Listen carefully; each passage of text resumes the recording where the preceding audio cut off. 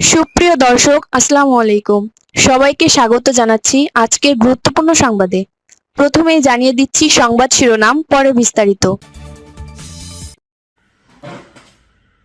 নিজেদের মন মতো না হইলে আপনার রাস্তায় নামো জনগণ। তো এদের কথাই কি আসলে এই মুহূর্তে রাস্তায় ওরকম কেউ নামবে? আচ্ছা, দেখা যাক আজকে রাত্রে কি হয়। তবে আজকে বিএনপির পোলাপাইন যে কেলাবে নাসিরুদ্দিন পাটোয়ারি বা এখানে যারা বেসরকারিভাবে ফলাফল ঘোষণা হওয়ার পরে নিজের পরাজয়কে মানতে পারছে না নাসিরুদ্দিন পাটোয়ারি।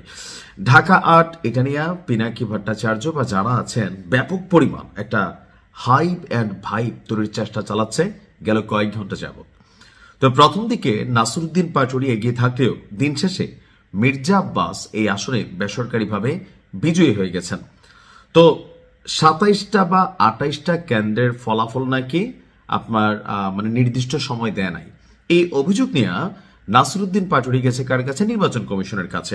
সেইখানে তারা দেখভাল করবে, কিন্তু নাহিদ ইসলাম তিনি চট করে ঢাকা ৮-এ এই তোরা রাজুতে আয়, এরকম টাইপের একটা ডাক দিচ্ছেন কেন?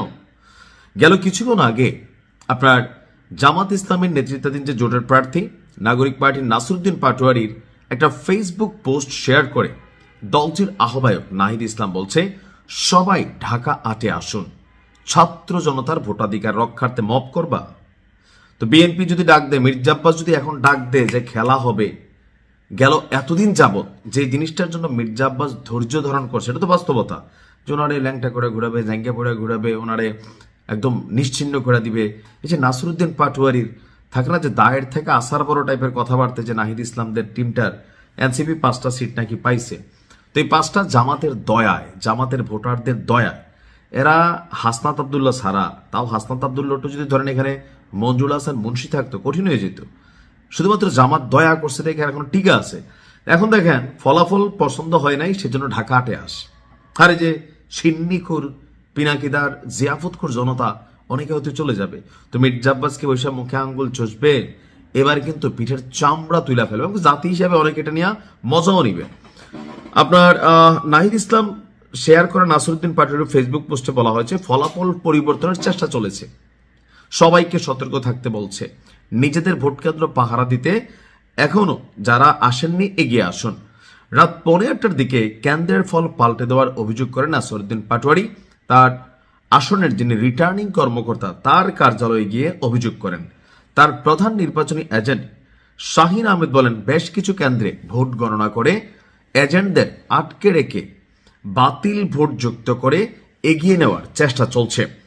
তো এ নিয়ে আপনার আমরা যতটুকু দেখলাম যে মির্জা আব্বাসের এলাকা থেকে তারা এক ধরনের বক্তব্য দিচ্ছেন, আর নাসিরুদ্দিন পাটোয়ারি এবং কি পিনাকি ভট্টাচার্য আরও যারা আছে বিএনপির মির্জা আব্বাস বিশেষ করে কয়েকটা মানুষকে টার্গেট করেছিল। এর মধ্যে পিনাকির সবচেয়ে বড় টার্গেট ছিল মির্জা আব্বাস, ইলিয়াসেরও সবচেয়ে বড় টার্গেট ছিল মির্জা আব্বাস।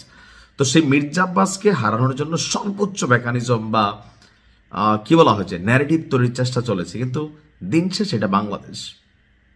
এখানে মির্জা আব্বাসের একটা লেগেসি আছে, অনেক কিছু আছে নেগেটিভ, হয়তো অনেক কিছু তার অপকর্ম থাকতে পারে, কিন্তু এখন বিএনপির যে হাইপটা এবং ভাইবটা, সেখানে নাসিরুদ্দিন পাটোয়ারি যেটা করছে, সেখানে মির্জা আব্বাসরে আমি মনে করি নাসিরুদ্দিন পাটোয়ারির এই অতিরিক্ত পাকনা পাকনা কথার কারণে আসলে জনগণ মির্জা আব্বাসের প্রতি যে অভিযোগগুলো ছিল, হয়তো তার দলীয় ক্যাডার আছে, হয়তো বা সেখানে নানান অঘটন অতীতে ঘটেছে, বাট নাসিরুদ্দিন পাটোয়ারির এই অতিকথন ওনাকে ভোট কিন্তু যোগাই দিছে। আর এখন যে নাহিদ ইসলাম বলছে ঢাকা ৮-এ আয়, তো বিএনপি যদি ডাক দেয় লাগবে না, তো মির্জা আব্বাস যদি বলে যে ঢাকা 8-এ আয় খেলা হবে, কি হবে আজকে রাত্রে আপনি বুঝতে পারতেছেন। এরা মনে হয় একটা অ্যাক্সিডেন্ট ঘটাইতে চাইতেছে, একটা আমি জানি না আসলে কি করতে চাচ্ছে। ভালো থাকুন।